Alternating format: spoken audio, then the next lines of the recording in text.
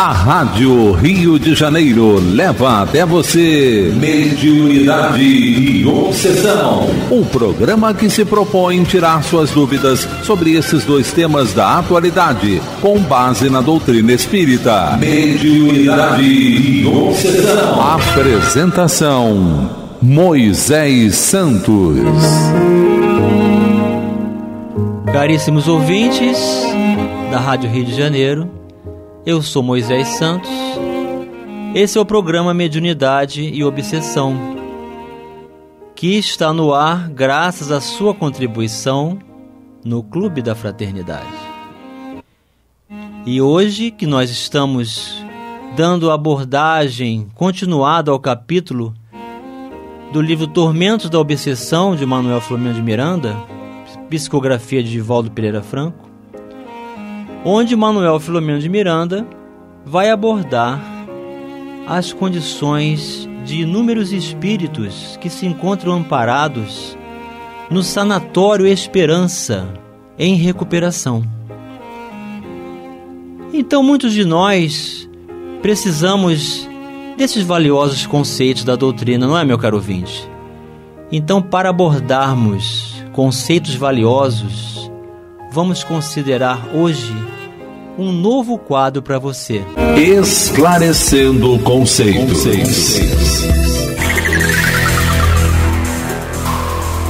Em 2005, o psiquiatra e professor da Universidade Federal de Juiz de Fora, Alexander Moreira de Almeida, apresentou a sua tese de doutorado Fenomenologia das Experiências Mediúnicas, Perfil e Psicopatologia de Médiuns Espíritas.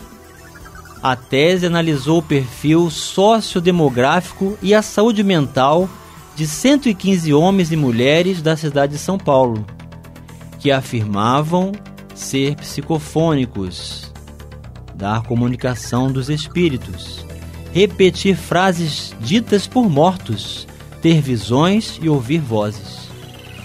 Os médiuns analisados apresentaram alto nível educacional e baixa prevalência de transtornos psiquiátricos. Além disso, a maioria relatou ter o início das manifestações mediúnicas ainda na infância, por meio de passagens alucinatórias. Do total, 24 médiuns foram analisados por meio de uma entrevista psiquiátrica e pela Dissociative Disorders Interview Schedule, escala que aponta a presença ou não de transtornos dissociativos. O objetivo era diagnosticar sinais de esquizofrenia. Apenas 4 deles apresentaram sintomas. Contudo, nenhum indicou a existência de doenças mentais. Então veja, meu caro ouvinte, a mediunidade não é doença.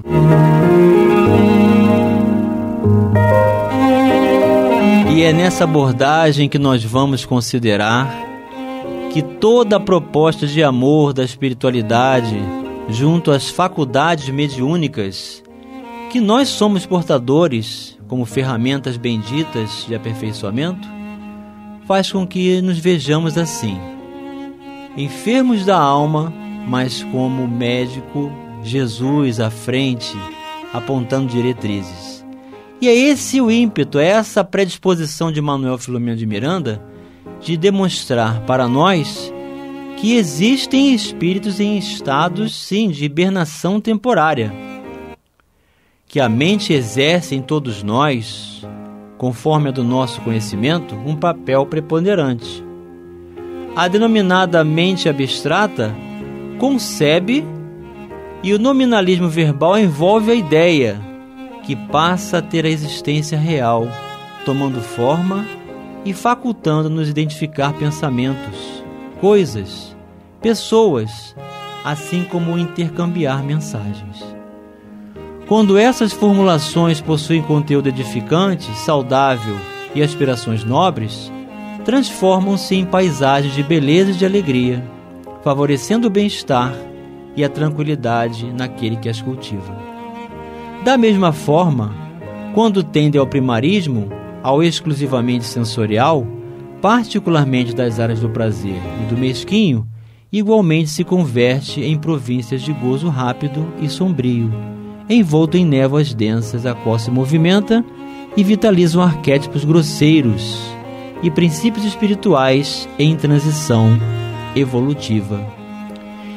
Então Manuel Filomeno de Miranda passou a observar que existia dentro do sanatório, em parte mais baixa do que a central, onde se separava, entidades que vigiavam constantemente outros tipos de condições de espíritos em pesadas situações adormecidas, em que viviam um estado de torpor e pesadelo constante.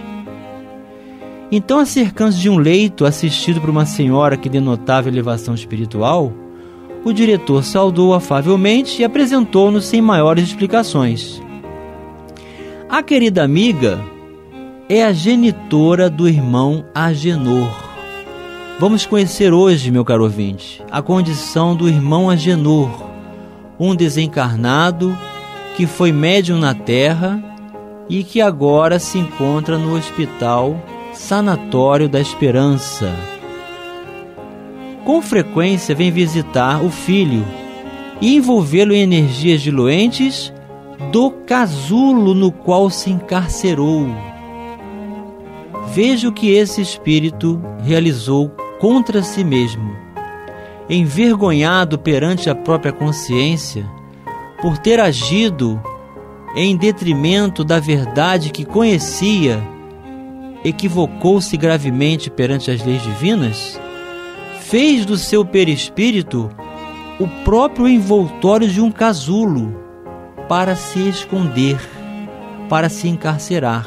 Como o perispírito é matéria plástica e é suscetível ao poder do pensamento, da pressão da vontade, ao desencarnar, sem a condição de equilíbrio, sem a saúde mental, sem o sucesso da vida transcorrida na tarefa que Deus nos confiou, equivocando-se gravemente perante as próprias verdades admitidas, o perispírito sofre alterações. E essa insistência fez com que esse irmão criasse um casulo em que ele se encarcerou. A sua constância e amor têm contribuído eficazmente para o refazimento do jovem equivocado. Lentamente arrancando da auto-hipnose que se permitiu, embora inconscientemente. Então veja que a presença da mãe vem trazendo refazimento para esse espírito, que realizou a auto-hipnose, que equivocou-se e lentamente e inconscientemente entrou nesse processo de condição de alienação total. A dama, que irradiava cativante simpatia, sorriu e acrescentou: percebo mais calmo e já consigo emitir pensamentos que fazem com que ele vá despertando, que vá ressoando na sua casa mental, convidando a sair desse esconderijo onde ele se oculta. Dr. Inácio solicitou-me que me concentrasse na área correspondente do encéfalo do adormecido. Todo ele fazia recordar uma crisálida no seu processo de transformação. Havia adquirido estranha aparência, envolvendo-se em anéis constritores que se movimentavam ao ritmo respiratório. As formas convencionais e humanas haviam sido substituídas pela esdrúxula carapaça que o envolvia externamente, apesar de a respiração eliminar a mefítica substância que se adensava no ar em contato com a predominante no recinto. Tomado de sincera compaixão e mentalizando o Mestre Jesus, procurei direcionar o meu pensamento para a área correspondente ao cérebro, e à medida que ali se fixava, pude observar que penetrava o envoltório grosseiro, podendo acompanhar a luta que era travada pelo espírito mergulhado em angústia inominável. Tratava-se de um encarcerado esforçando-se para libertar-se da constrição entre blasfêmias e imprecações, ameaçando-se de extermínio com interregnos de alucinação e gritaria infrene. Pela sua memória repassavam, como numa tela cinematográfica, os atos que havia cometido e que respondiam pela situação penosa em que se encontrava, sofrendo inenarrável aflição que, no entanto, não o conseguia consumir. Fixações mais severas repetiam-se em terrível continuidade, impedindo-lhe qualquer disposição para pensar ou elaborar algum mecanismo de libertação. Nessa rude peleja surgiam com rapidez momentos de calma, que pareciam animá-lo, para logo recrudescer o tormento. Naquela visão profunda apareciam as imagens do passado, especialmente as decorrentes do uso infeliz que fizera da própria existência dedicada ao prazer, e, por fim, ao mergulho em distúrbio depressivo, sob a ação mental de vingador inclemente que o induziu ao suicídio. Então veja, meu caro ouvinte, a complexidade do tratamento vinculado a esse irmão, a dedicação dos espíritos superiores, a presença da própria mãezinha, oferecendo seu amor, sua presença, para que, irradiando constantemente orações, invocando o Mestre Jesus para restabelecer o filho, agora desencarnado, fugindo à própria condição por necessidades causadas por si mesmo. Mas não saia daí, porque no próximo bloco já iremos retornar com esse assunto. Participe do programa Mediunidade e Obsessão enviando sua sugestão ou pergunta para o e-mail meo@radioriodejaneiro.am.br ou pelo WhatsApp 984867633 aos cuidados de Moisés Santos. A Rádio Rio de Janeiro está apresentando Mediunidade e Obsessão. Apresentação Moisés Santos. Caríssimos ouvintes, voltamos agora para o segundo bloco. Hoje com a participação do internauta, o nosso querido José Jorge Cunha, da cidade de Conselheiro Lafayette, sempre presente no programa, perguntou: existe alguma possibilidade, sem a ajuda de médiuns ou casa espírita, da pessoa fazer as pazes ou resolver sozinha suas pendências com seus obsessores? Quando eu medito e elevo minhas vibrações, aprendi que me torno invisível ao meu obsessor. Mas isso não resolve em definitivo. Resolve? Pois é, meu caro companheiro, querido José Jorge. Qualquer um de nós que elevar-se em pensamento, em estabelecer a sua reforma íntima, onde quer que se encontre, com sincera proposta do bem, em nome de Deus, encontraremos sim a solução para o recondicionamento do nosso equilíbrio, da nossa saúde espiritual e mental. Quando pedimos perdão àqueles que causamos constrangimento e fomos responsáveis de alguma forma para as suas desditas e enfermidades de hoje. Então eles nos encontram como endereço vibratório e estarão sempre recondicionados à nossa convivência até que haja a reconciliação. Então orar, praticar o bem, realizar o propósito de amor, às vezes podemos sim nos despistar deles, mas enquanto não houver a reconciliação definitiva, pelo amor, pelos caminhos da libertação do espírito, ainda estaremos com essa necessidade. E sempre precisamos de ajuda, porque quando alguém chega num nível de enfermidade grave, como é o processo obsessivo, é preciso a ajuda, sim, dos mensageiros celestes. Mas não necessariamente nessa ou naquela religião. Onde quer que estejamos, com um sincero propósito de amor e crescimento de fé, com a predisposição da reconciliação pelo bem, enquanto estamos a caminho, aí estaremos também nos reconciliando conosco mesmo e nos aproximando de Deus. Muito obrigado pela sua participação.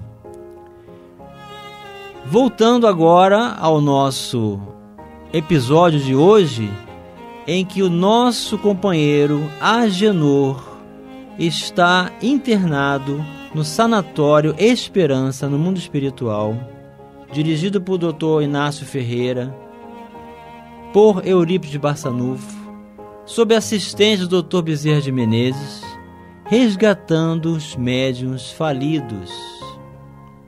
E o Dr. Inácio, com a palavra, veio nos esclarecer acerca de Agenor. Agenor, o nosso irmão, nasceu em um lar feliz, amparado pela abnegação materna, que não soube valorizar desde os verdes anos da existência física. Convidado ao estudo do Evangelho no lar, realizado pela mãezinha, excusava-se, renitente e ingrato. Reencarnara-se, como é normal, para recuperar-se de graves delitos, e o Espiritismo dever-lhe-ia dizer a diretriz de segurança para caminhar com acerto, produzindo no bem e recuperando-se do erro que jazia nele próprio. Embora a insistência da genitora, pouco assimilou das lições espíritas e cristãs. Logo lhe foi possível e entregou-se aos disparates sexuais, enveredando pelas drogas de consumo fácil. Nos intervalos, quando despertava dos estados de alucinação, encontrava a mãezinha vigilante, a convidá-la à mudança de comportamento, sem que os resultados se fizessem eficazes. Nesse comenos, adveio a desencarnação da senhora, crucificada no sofrimento que ele lhe impunha, e logo se recuperando no além, compreendeu que somente o tempo seria o grande educador do filho rebelde. Os anos sucederam-se, multiplicando desequilíbrios no nosso paciente, que mergulhou em prostração e distúrbio de melancolia, em depressão, mais consumindo drogas, até que, inspirado pelos espíritos perversos com os quais convivia mentalmente, despertou no corpo através de uma superdose. Houve um silêncio, repassado de piedade e emoção, após o qual ele continuou. Pode-se imaginar a dor materna, mas submissa aos desígnios de Deus e conhecedora das leis que regem a vida, ao invés de censurar ou esquecer o filho, empenhou-se em prosseguir, auxiliando-o, conseguindo ampará-lo além da morte, com sua posterior transferência para nossa casa, depois de um período de tempo expressivo em que o mesmo permaneceu em região espiritual correspondente à situação de suicídio. Há 15 anos desencarnado, encontra-se entre nós, conforme informamos, há 25 meses em processo de recondicionamento e reequilíbrio. Então já tem um pouco mais de 2 anos que esse espírito vem recebendo auxílio para a sua recuperação. Os momentos de calma que foram observados já são o resultado das induções abençoadas da genitora, que o tranquilizam por breves momentos e que se irão ampliando até que sejam conseguidos mais significativos reflexos de paz no seu mundo interior desestruturado.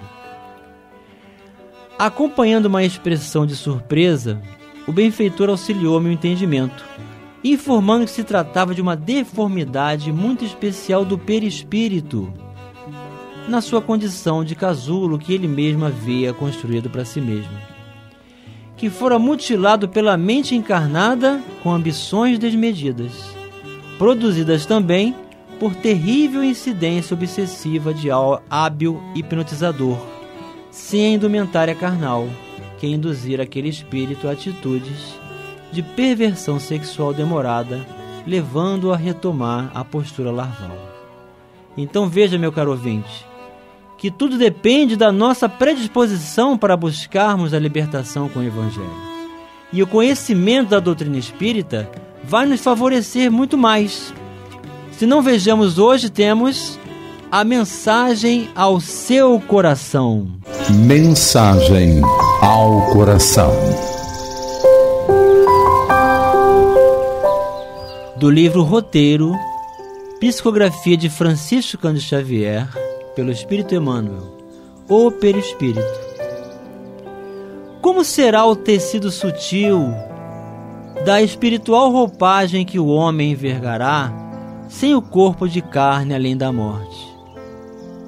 Tão arrojada é a tentativa de transmitir informes sobre a questão aos companheiros encarnados, quão difícil se faria esclarecer a lagarta com respeito ao que será dela mesma depois de vencer a inércia da crisálida. Colocado ao chão ou à folhagem, arrastando-se pesadamente, o inseto não desconfia que transporta consigo os germes das próprias asas. O perispírito é, ainda, corpo, organização, que, representando o molde fundamental da existência para o homem, subsiste, além do sepulcro, de conformidade com seu peso específico.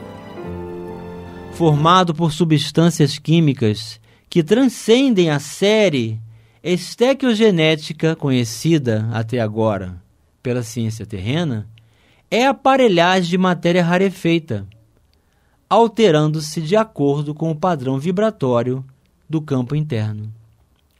O organismo delicado, extremo poder plástico, modifica-se sob o comando do pensamento.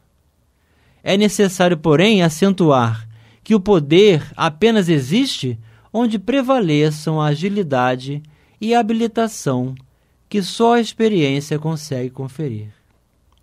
Nas mentes primitivas, ignorantes e ociosas, semelhante vestidura se caracteriza pela feição pastosa, verdadeira continuação do corpo físico, ainda animalizado ou enfermiço. O progresso mental é o grande doador de renovação ao equipamento do espírito em qualquer plano de evolução. Note-se, contudo, que não nos reportamos aqui ao aperfeiçoamento interior. O crescimento intelectual, com intensa capacidade de ação, pode pertencer a inteligências perversas. Daí a razão de encontrarmos em grande número compactas falanges de entidades libertas dos laços fisiológicos, operando nos círculos da perturbação e da crueldade, com admiráveis recursos de modificação nos aspectos em que se exprimem. Não adquiriram ainda a verticalidade do amor, que se eleva ao santuário divino, na conquista da própria sublimação, mas já se iniciaram na horizontalidade da ciência, com o que influenciam aqueles que, de algum modo, ainda lhes partilham a posição espiritual. Os chamados anjos caídos, entre aspas, não passam de grandes gênios intelectualizados com estreita capacidade de sentir. Apaixonados, guardam a faculdade de alterar a expressão que lhes é própria, fascinando e vampirizando nos reinos inferiores da natureza. Entretanto, nada foge à transformação e tudo se ajusta, dentro do universo, para o geral aproveitamento da vida. A ignorância dormente é acordada e aguilhoada pela ignorância desperta. A bondade incipiente é estimulada pela bondade maior. O perispírito, quanto à forma somática, obedece às leis da gravidade, no plano a que se afina. Nos impulsos, emoções, paixões e virtudes, nele se expressam fielmente. Por isso mesmo, durante séculos e séculos, nos demoraremos nas esferas da luta carnal ou nas regiões que lhes são fronteiriças, purificando a nossa indumentária e embelezando-a, a fim de preparar, segundo o ensinamento de Jesus, a nossa veste nupcial para o banquete do serviço divino. Emmanuel ao seu coração, meu caro ouvinte. Muita paz e muita luz, e até o próximo programa.